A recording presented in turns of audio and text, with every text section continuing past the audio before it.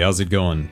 I'm mainly a bass player, not really a great guitarist, but I have always had one guitar around to at least play a few things on. So as my only guitar for a very long time, what started out as a humble Squire has been slowly upgraded part by part whenever I found something for a good price. I kind of always had this goal that if possible, I was going to customize it to emulate my favorite guitar of all time. The chances are you've never heard of this guitar, maybe not even its owner, but more players deserve to know about it for its place in the history of rock.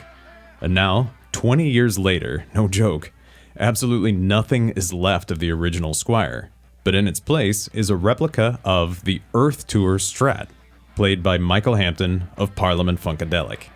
A guitar that blew audiences away at the greatest stage show of the 1970s.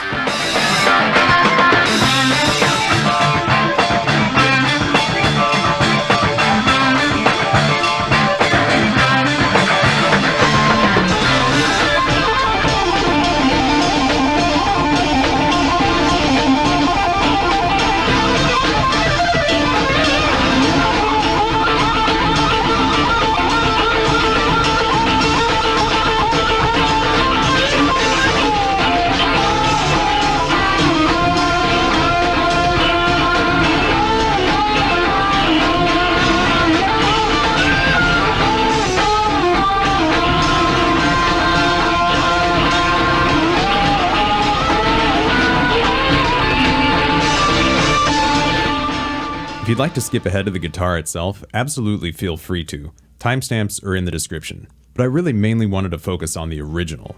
To explain the historical value, if you hear the term Superstrat, most guitarists today know what that means. There's no strict definition, but it's basically a Strat or Strat copy that has various customizations beyond the standard original Fender design. It's hard to even remember that the Stratocaster existed for 20 years before this even became a thing. Now, if I asked you who was the first guitarist in a major band to use a Superstrat, what would you say? A very popular answer would be Eddie Van Halen, whose famous guitar, called the Frankenstrat, debuted in 1977. Everyone knows about the Frankenstrat. But actually, the history of the Superstrat goes back even earlier than this. Now hold that thought. As a second question, who was the first guitarist to use a reversed neck? And by reverse, I mean a typically left-handed neck on a right-handed body. Obviously, this only applies to guitars with inline tuner configurations like Stratocasters and Telecasters. But here again, it's a super common feature now, especially among guitars that metal players tend to favor, but who had the idea first? As far as any information that I or any online guitar historians can find, at least the ones that I've been able to search for, this was, in fact, the very first reverse neck guitar in a major musical act. Of course, this is just my replica. I'm talking about the original that debuted in Parliament Funkadelic's famous Earth Tour in 1976, and designed, owned, and played by their lead guitarist, Michael Hampton. And amazingly, that same guitar is also one of the contenders for the first Superstrat in a major musical act, predating Van Halen's Frankenstrat by at least a year. Now granted, Ritchie Blackmore of Deep Purple did play a Strat with two humbuckers in 1974, but which otherwise appears to be stock, so it depends on your criteria. But at the very least, the Earth Tour Strat was definitely the most customized Superstrat the rock world had ever seen at that point. And as far as I know, it's also the first Stratocaster in a major band to be customized with not 2, but 3 humbuckers. Let's think about this.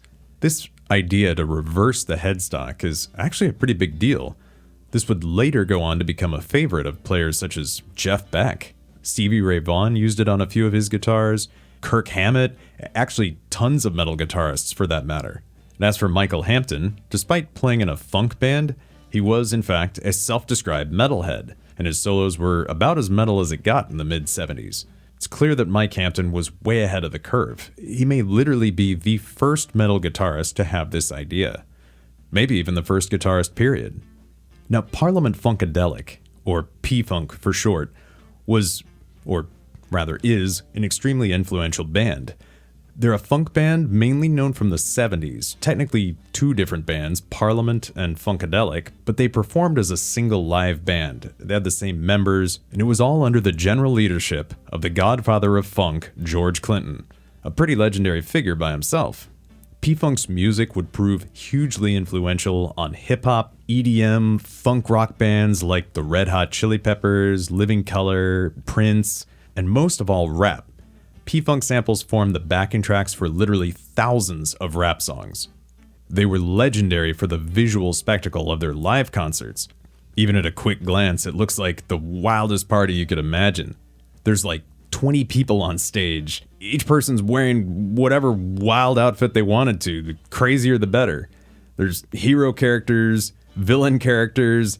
There's a dude in a diaper literally flying around overhead shooting the audience with a ray gun. And to top it off, there's a spaceship that really landed and took off from the stage, with George Clinton himself inside. What also set P-Funk apart from their contemporaries was that they embraced improvisation. In the same vein as the Grateful Dead, P-Funk never played the same song exactly the same way twice, instead showcasing the inventiveness of a constantly changing roster of band members, so that every show was a unique experience. Now back in 1974, Parliament Funkadelic's lead guitarist from their early years, Eddie Hazel, had left. But by chance, they heard a teenage Michael Hampton playing a note-for-note cover of Eddie's famous extended guitar solo, Maggot Brain, at a party. And he was hired as the new lead guitarist at the age of only 17. Among P-Funk fans, Eddie Hazel is often the fan favorite, but here's my hot take. Mike takes the edge as my personal favorite. Throughout P-Funk's golden years of 1975 through 79, it was Michael Hampton who almost always took the lead.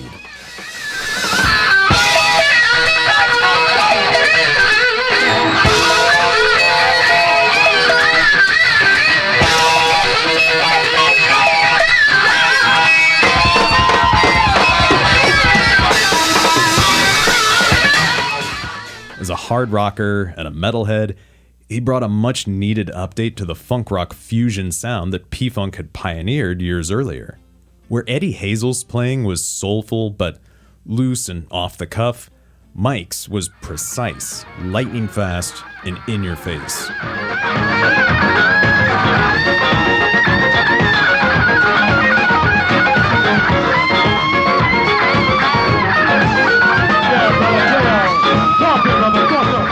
Within a few years, Mike's skill had grown to the point of turning Maggot Brain into a completely new experience, marked by improvised solos that are still amazing even today.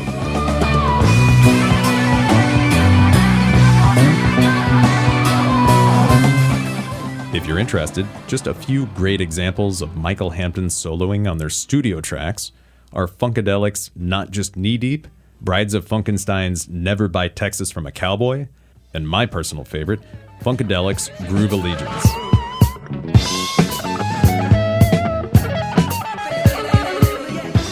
Similarly, Michael Hampton's rhythm playing is pinpoint accurate and often right up in front in the mix. Ironically, for a metalhead, Mike's rhythm playing is much closer in spirit to Nile Rodgers than it is to, say, Jimi Hendrix.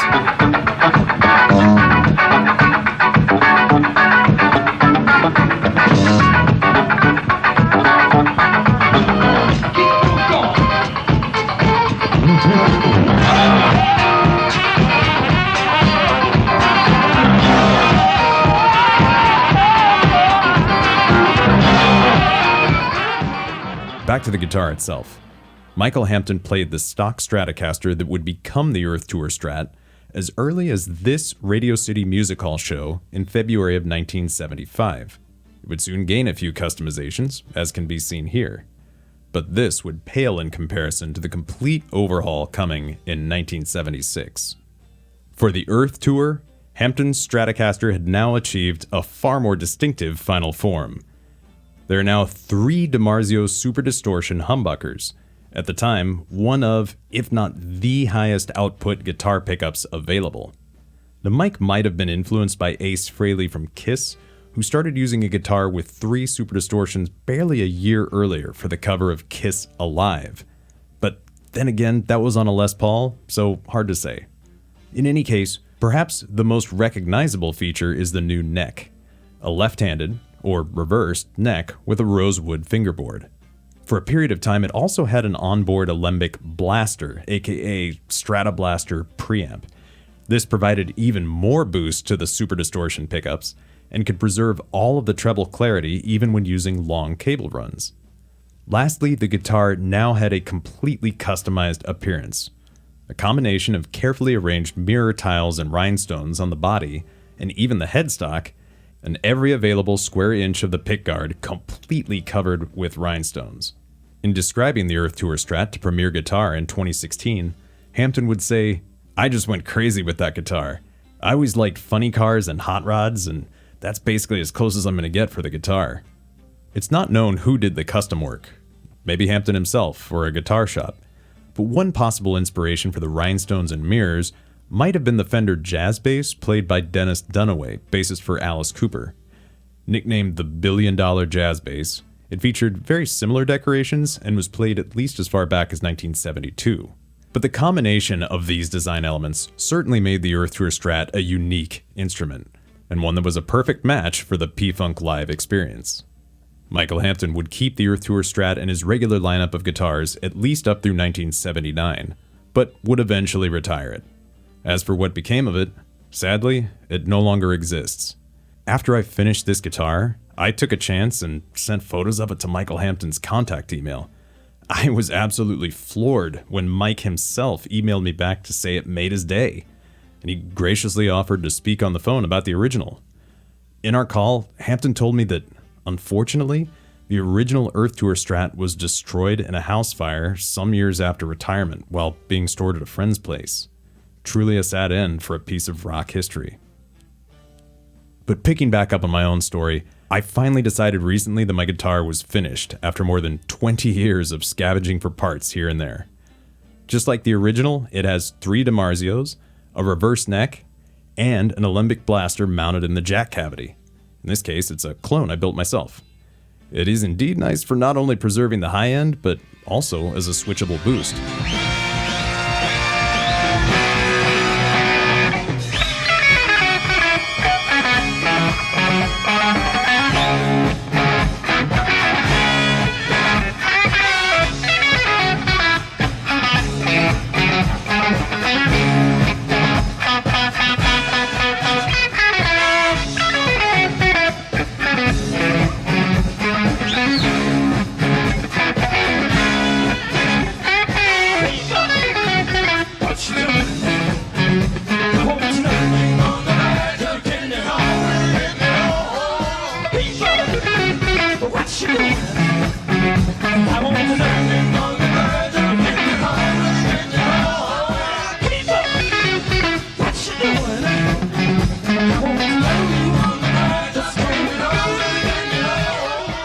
As for the 3 humbuckers, I'm actually a bit surprised that more guitars don't have this combination. It seems like at most you can get an HSH with a middle single coil only. Personally, I love the sound of the middle humbucker. It's not as thin as the bridge, but not as muddy as the neck, and somehow seems to have a lot more character than just a single coil only in the mid position. I've heard some people say that the reason HSH is more popular than HHH is that the pickups would get in the way of the pick. I guess that might depend on your playing style, but it's never been a problem for me. And let's just say it sure didn't stop Jerry Garcia, Sister Rosetta Tharpe, Ace Frehley, or Peter Frampton. In fact, Jerry Garcia apparently felt that if you're going to put a single coil anywhere, it should really go in the neck position, which makes a lot more sense to me too. One new feature, I added push-pull pots for split coil settings on each of the 3 pickups for a little added versatility under the hood. And there is one additional switch camouflaged here that allows a neck and bridge combination, one of my favorite settings.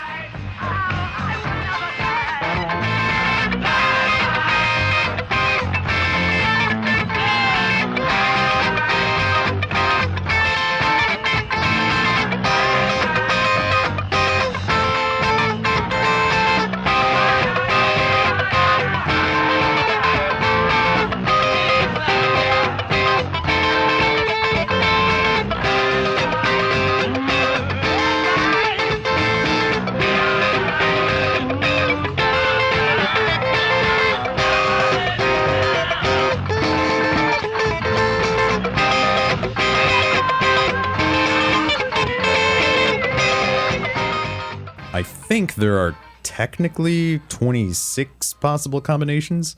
Now, lots of those don't sound that great in my opinion, so I only use certain ones, but gotta say, I love having the versatility.